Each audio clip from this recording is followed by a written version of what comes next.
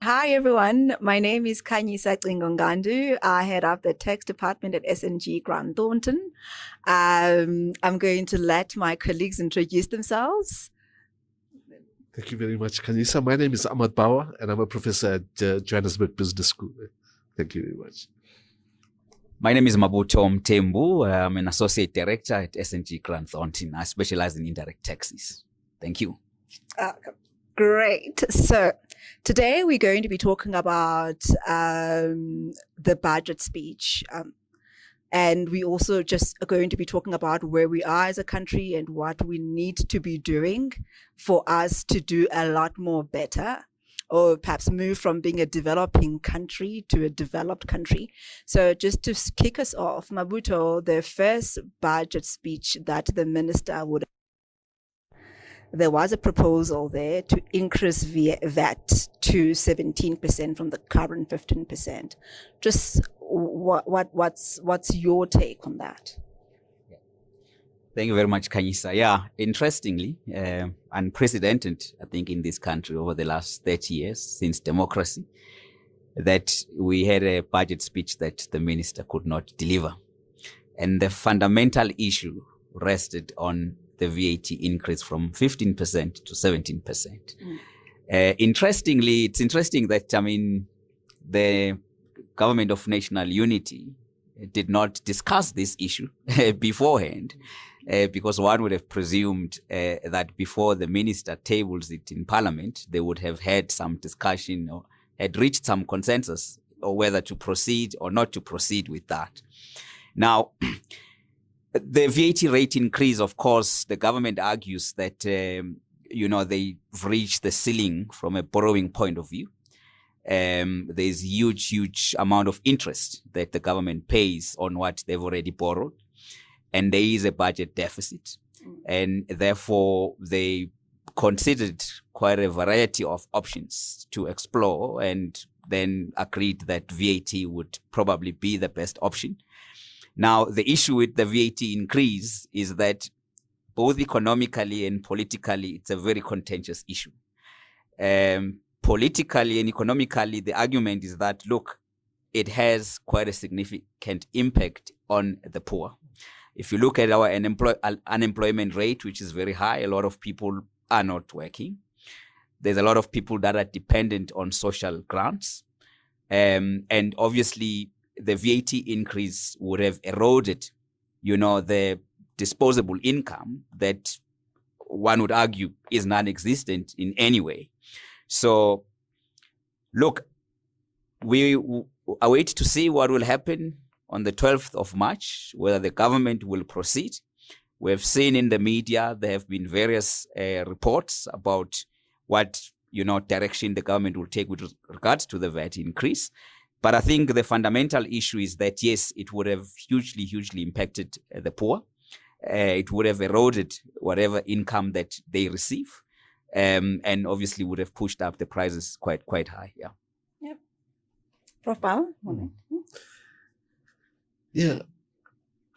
It's also staggering, that what we saw was the alignment of the DA with the South African Communist Party and with COSATU on this issue, which is also unprecedented, I would say. But it is about the fact that VAT is a regressive tax, right? The fact that it actually impacts on the poorest people most. Yeah. So we should really be looking at the opposite side, right? Which is to say, let's try to make sure that there isn't tax evasion. Yeah. Let's make sure that rich people are paying what they're supposed to be paying, and so on. And to try and ensure that actually we remove as much burden as we can from the poorest. So it seems to me that should be the direction we're going. I think the one question I do have is about the informal economy, and in particular, just trying to understand how to broaden the tax base, because the tax base is already very narrow, and it's so. I know, for example, that the taxi industry doesn't pay taxes. So surely that's one way to go, which is to say that. Now again, I think we have to be careful not to stymie micro enterprises and so on. But on the other hand, I mean, why wouldn't a very large transport industry like the taxi industry, why would they not be expected to pay taxes? Yeah. All right. You both have said quite a bit that I want us to unpack. So first, Mabutho, right? So you saying the increasing VAT would have a larger impact on the poor, and you've referenced the poor as those that rely mainly on the grant. There are a lot of people that may feel, one, that they fall in as the poor, but they're not grant recipients. So you work, maybe you earn 3.5, maybe you earn 5,000 Rand or 7,000 Rand. I think of many people that may perhaps be doing that training, whether it's in a law firm, an accounting firm. While you earn a bit above that, what you earn is not enough to sustain a good living, certainly in a Johannesburg setup. So how does the VAT increase affect those people? And many people have said that there is a system that works. When the government thought of increasing VAT, they also thought of increasing the number of items that are zero rated. So again, how does that truly work? I mean, before, in fact, the budget speech, I read a document that was researched. I don't recall if it would be the IMF, but within the EU, where they looked at what happens when you zero rate items.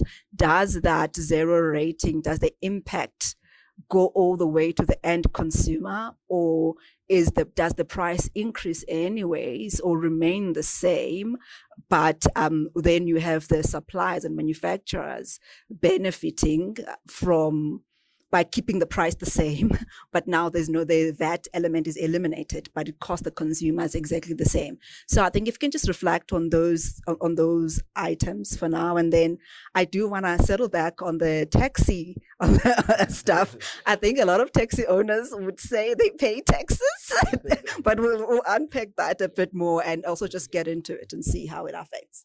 Yeah, I think the major challenge with that, the zero rating of certain food items, is the fact that, look, we so accustomed to the importation of ideas from developed economies without conducting a thorough research which would be applied in the context of our economic structure. Yeah. And for me, that's where I fundamentally differ with the view that, because the government says there's a trade-off, right? To set off the VAT increase, they will expand, the zero-rated, the basket of the zero-rated items for the poor. Now, it could work in a highly regulated, developed economy. Not sure whether it works or not, but I think from a South African economic point of view, now, the poor do not mainly shop from the regulated shops, right? So I conducted a study, in fact, before the budget. I went to the shop close to where I live in the suburban area. And I mean, the cheapest bread that I could find there was, I think, about 15 rands, right? I then made a call to someone in Soweto who would typically buy bread from a spaza shop, because the spaza shop is just a stone throw away from, every corner has a spaza shop. And bread was about 18 rands. I called somebody in Gandla, where I come from, and bread was about 19 rands. So the reality is that it doesn't cascade to the poorest of the poor, the zero rating. So the zero rating would benefit probably the middle class and the rich, who would typically then buy from regulated shops. But the people who earn social grants do not mainly buy from regulated shops. So that's the challenge, I think, from a South African point of view, that it wouldn't really cascade to the poorest of the poor. That's point number one. The second point is that as much as you may expand, the zero-rated items, now we have proven a point that it doesn't cascade to the shops where the poor buy. The second point is that the poor do not even know what constitutes the basket of zero-rated food items, right? Because when you go to the shop, you will buy whatever you want to buy without even thinking about whether I cannot buy meat because it's not zero-rated. If you eager to have meat on that particular day, you will have meat. You'll buy meat with the little money that you have. So I don't think it has any impact. I think it's a fallacy that, zero rating of certain goods would in fact alleviate, food prices for the poor. I don't think there's empirical evidence that proves that. I think it's all anecdotal. All right. Sorry, that was a mouthful. Though I think there's still something you have not yet touched on. Question: the people who they don't rely on grants, but they already are they're stretched. Cost of living is already expensive. So how are they affected? Are they not affected by the increase of VAT? Why are we ignoring those people in this conversation? No, I mean, the one piece of data that constantly staggers me, is that, when the NSFAS level for family income was set, it was set at 350,000. I was completely staggered by the fact that 90% of South Africa's population falls into that category. Yeah. So I think you're right. I mean, and you have to take into account the fact that those people are struggling. They are, and they will be affected very badly by this, I guess. Yeah. So if you are a family now that you don't qualify for NSFAS because of that 350, you have kids that are in university, and you already are struggling to make ends meet, and now you must over and above that. That will increase by 2%, or not by 2, from 15 to 17%. But no one is bringing those people onto the conversation. The other thing that I find interesting when we're talking about the zero rating of specific food items, right? Of zero rating items, is the conversation is food items, specific food items. Now, for everyone across board, whether you're poor, you're wealthy, you must buy clothes for your kids. Your kids, if you have young kids, they must be on formula. Is formula on the zero-rated basket? And and I recall the last time when I was doing that for my daughter, who's now 5 years old, right? I used to spend 450 to buy that big box, and I found that expensive. But that is what every family must buy if you have a child that is on formula, and that if that is not zero rated, you would be impacted. And did a comparison, quick one, between what we've got in South Africa under zero rated items and what they have in the UK. Granted, they do have a higher VAT rate than we do. I think it's at 20%, but they have books, and a lot of their educational items are zero rated. So, Prof, from a just forward-looking perspective, what's your thinking? I think you've already touched on NSFAS. We've talked about now on the VAT end. Mabutho, you covered that. Part of the reason we need to increase VAT, the government does need additional revenue, so that we can, I suppose, invest a lot more in projects that we need, and perhaps pay up a bit more of the debt that we have, so that we're not paying as much interest. So that interest is not the highest expenditure area in our budget. Prof, what do we do, or at least what do you think the government should be doing to invest in resources, to invest in people in South Africa in a better way that will improve our current overall financial environment?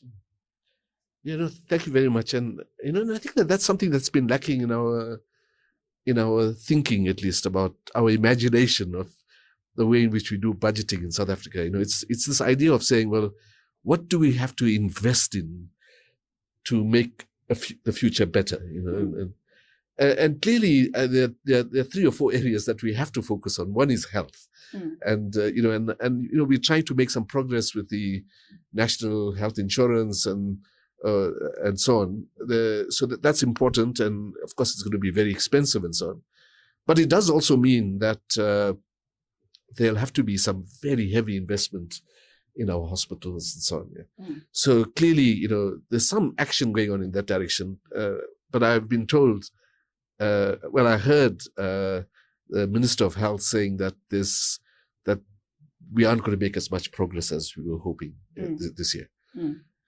The second, of course, is education, and I think that we have to look at education at all levels. Yeah. So the one area where we sadly lack and we are just not doing well at all is in ECD, early childhood development, and everybody knows, in fact, and there's ample research that shows that unless you get the ECD right, it then creates barriers to progress throughout the child's life, and including through university and so on. So we have to invest in ECD, and now there's a whole big project to regularize the sector, to get schools to register and so on, which is all very good. But the challenge for us is to ensure that every child in South Africa has access to a decent early childhood development program.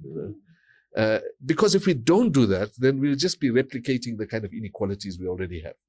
Because children from well-to-do families will have it, children who come from poor families won't. We'll just be replicating in an unending cycle, our inequality and so on. With regard to basic education, all the way from K through 12, I think that the question isn't so much about how much we are spending, because I think that there's already a very significant budget going there. Yeah. The big question is whether we can improve performance. And I don't mean just the performance of children, but I mean the performance of the system. We just have, the leakage is just much too high. So if you think about the number of young people that enter grade 1, by the time we get to grade 12, 40 to 50% of them have leaked out of the system. That's not acceptable. We have to address that. And of course, there are particular issues that we have to take up, like mathematics and so on, which we have to deal with. The quality of reading, the quality of writing, all of that. In some senses, one is sort of urged to say, let's go back to basics. Let's just focus on the things that would make young people function properly. Yeah. So, and then I switch over to post-school education and training, and there, I think that we have to just keep in mind, that if we look at the unemployment rate of graduates in South Africa, that rate is in the region of about 10%. If you look at the unemployment rate of 18 to 40-year-olds or something like that, that figure is close to 50 or 60%. I'm not sure anymore. It's very hard to understand exactly what that figure is. But the official figure, I understand, is about 45%. So clearly there's a clear evidence. There's clear evidence that we should be investing in getting more and more young people into higher education. Yeah. Now, so the one way of doing that, is to build more universities. Okay, so I was just saying to somebody the other day that, if you take Japan, which has got a population of about 100 million or something, which is not even double ours, they have 700 institutions, universities. We have 26 public universities, and we've got a few private universities. So the one thing we have to do over a period of time is to build the number of institutions. But clearly we have to think about new ways of addressing this challenge. And that does mean some very significant investment in online learning, the creation of a national teaching and learning platform, things that we can do quite easily, but which require investment. And it shouldn't be left to the private sector. I know that might seem rather brutal, but because what you want to do is to ensure that we don't generate additional inequalities in our system. Yeah. So it seems to me at least that even if we can't build new universities, what we should be doing is investing in alternative approaches to providing education. And there are a number of models that we can look at there. But I want to say something else, and that is that there's no question about the fact that our universities are the best on the African continent. They compete well with the rest of the world. We produce 1% of the world's output of research, which might seem very small, but actually it's very significant. These are very good institutions. And what we've seen in the recent past is, first of all, the fact that tuition fees have been pegged at inflation, which I agree with, by the way. But what it does mean is that universities aren't able to generate income when the subsidy levels are also remaining completely flat on a per capita basis. So what that means, in essence, is that with inflation and everything, universities are beginning to kind of fall behind. It's just a question of time before we see an erosion, of our university system, unless we begin to change the way in which we think about that. And by the way, if we think about alternative approaches to access, you have to have really strong, viable universities to allow that to happen. So if we undermine the universities, you very likely will make it very difficult for us to have these alternative approaches. Right. Thanks, Professor Bawa. Yeah, I mean, from my perspective, I would like to see probably a lot more emphasis on how government will support the South African revenue services. I do not see any basis for, the refusal to accept that proposition to capacitate SARS, because I think it's a noble sort of idea or proposition made by the South African Revenue Service. So I'd like to see more rhetoric on that and what investment the government will make. I mean, the VAT modernization paper was published almost 2 years ago, and we haven't had anything since then in terms of the plan, the implementation plan for VAT modernization. So I would like to see just more clarity on that. With regards to the VAT rate increase, I think it may increase. It appears that the president, at least from what we've read in the media, is that the president has made a proposition for 0.5 to 1% VAT rate increase. As to how that will be supported, I think it remains to be seen, because it seems the Democratic Alliance, for example, is not in favor of any percentage, VAT increase. So it remains to be seen if the minister will still push and whether he will get the necessary support to pass the budget. So I think for me, those are the two, main points that I would like to see come out of the budget. Yeah. Okay. Thank you. Great. Thank you so much. It's a good thing we'll be catching up soon after the budget. So I look forward to that conversation where then we'll unpack and see what changed. All right. Thank you so much, everyone. Thank you.